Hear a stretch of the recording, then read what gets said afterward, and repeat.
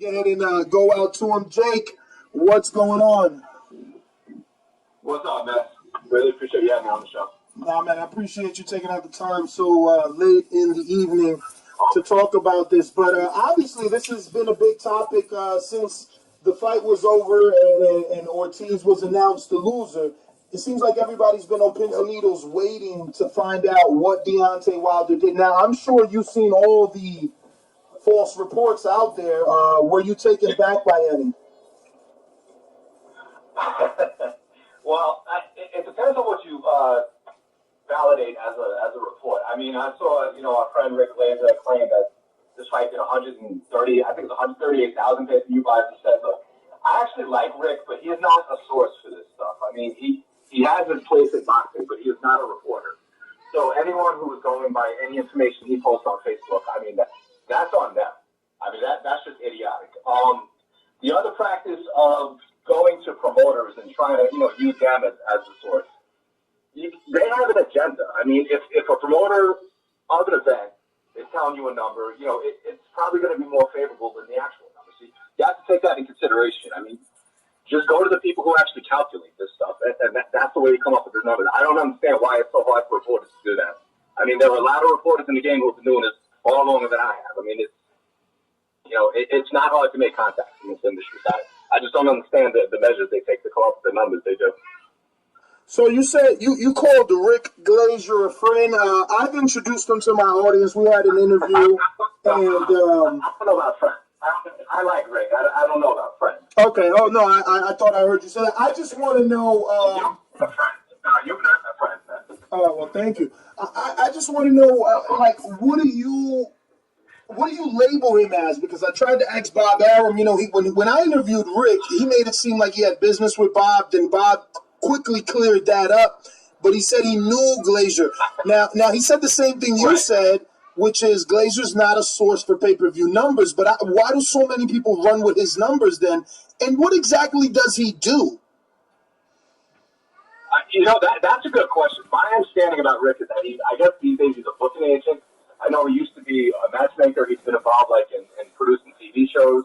He had I don't remember the name of the show, but he was involved with some boxing TV show a couple of years ago. So he's just a guy that's been around the game for decades. I mean, I enjoy most of his takes, but I mean, just when it comes to really anything PBC related, it's like you just got to take it with a grain of salt. I mean, the same goes for a lot of the stuff we read on Twitter. I mean, just the anti-PBC boxing Twitter was just in an uproar today when all these numbers are coming out.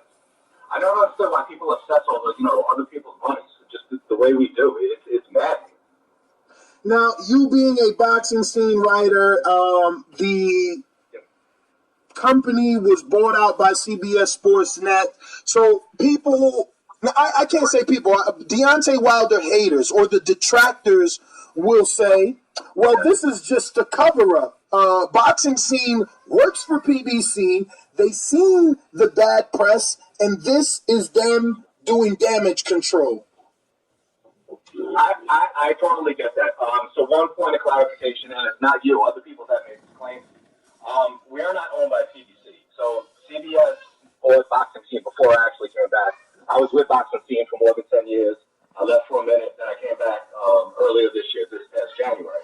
So by that point, a sub-company of CBS had purchased Boxing Scene. So it's not PBC, though. So that's, PBC doesn't own CBS, so people need to get that out of their head. I know PBC does business with Showtime, and they do business with Fox Sports, but that doesn't mean PBC owns our website. And we've seen what's been going on all year with Showtime, with Fox Sports. I mean, you even had Brian Custer on your show a couple of months ago. I think we were on the same show. He was talking about how, a couple of weeks ago, there you go, and he was talking about, how they're under the same umbrella, but they're more like kissing cousins. They're not necessarily partners. They try to get along, but even for this past event with Wilder and Ortiz, I mean, it landed on Fox Sports because they outbid Showtime. So it's not like it's going to be in CBS's best interest to say, hey, Fox is doing this big business. So I guess that, people are going to say we're biased. You just can't combat it. I mean, we can say that, the ESPN writer is always biased towards everything on ESPN, that sporting news is always going to be very favorable towards anything on the zone. It's just, it's the world we live in. I'm not going to keep fighting that battle. I try to be as objective as possible, and I just hope my reputation precedes me. Definitely, definitely. So, I mean, what was your educated guess before you got your hands on this information? And congratulations on this article. Obviously, everybody wanted to be the first one to report, or at least let the world know what these numbers were. But what was your educated guess before you got these numbers in your hand? I'm going to be honest. I thought it was actually going to do better. I was kind of expecting it to land, maybe comparable to what Wilder and Fury did, which is 325,000, maybe 350. And I based that on there was so much interest in all the shoulder programming, like the series they were running. Sorry about that. My call was jumping in. Sorry.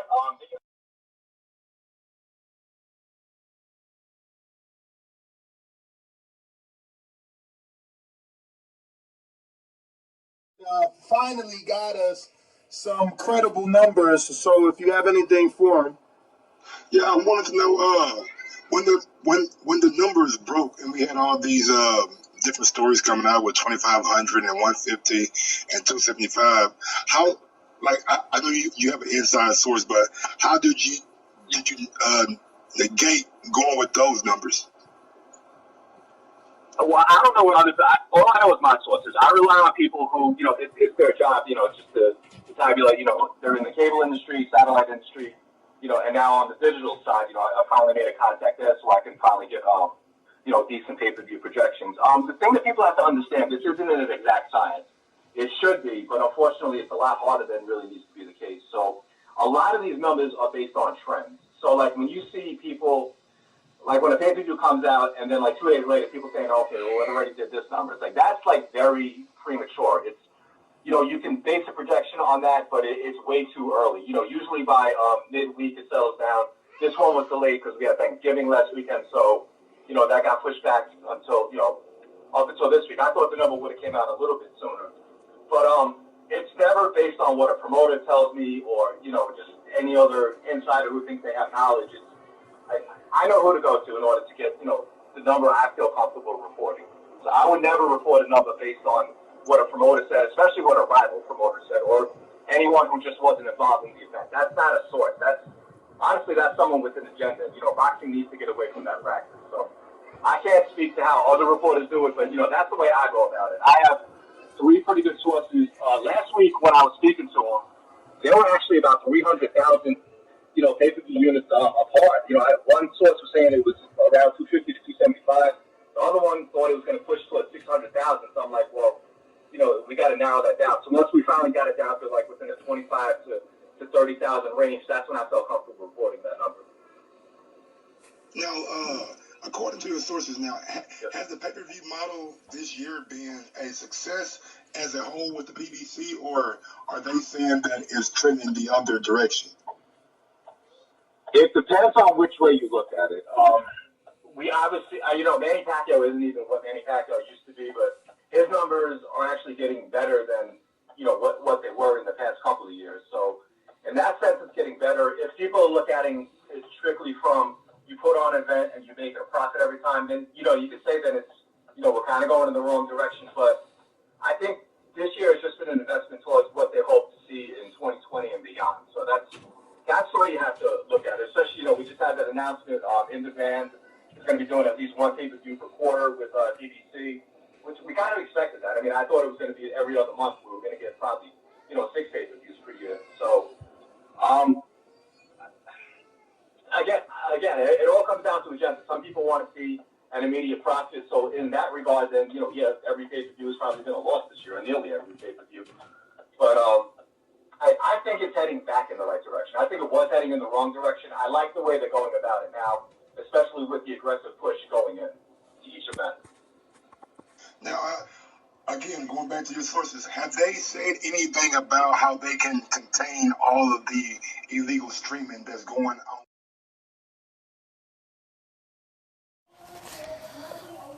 All right, well, as you guys heard, great interview done by the Boxing Voice, interviewing Jake from Boxing Scene, a reporter from Boxing Scene. And, as he said, these are not actual numbers. These are from different sources that he has. And he explained basically how everything works. and he went into details on how he gets his numbers.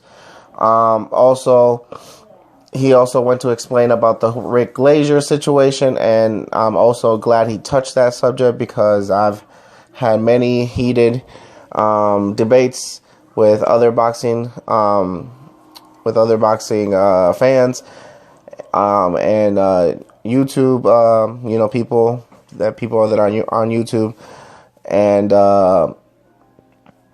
yeah, claiming that he's a reporter and this and that. So I'm so glad that he came out and actually said that he's not an actual reporter, that he's just somebody who's been around the boxing game for a very long time, but that he is not a reliable source as to numbers when it comes to pay-per-view numbers and sales and stuff like that.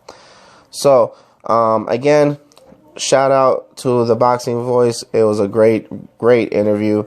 Really appreciate your guys' content. If you guys are not subscribed to their channel, please subscribe because they have great interviews all the time. Yesterday, they had Bob Arum, and like I said, it's just great stuff coming out of them.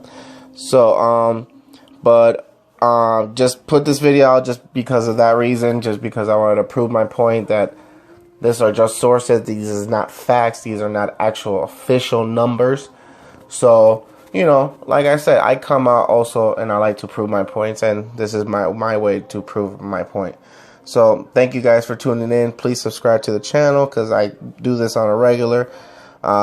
And I will be going live for the Andy Reese and Joshua fight this weekend, and also be making my predictions this Friday after the weigh-in. So I really appreciate you guys for tuning in. Stay tuned to more content, and thank you guys, and peace.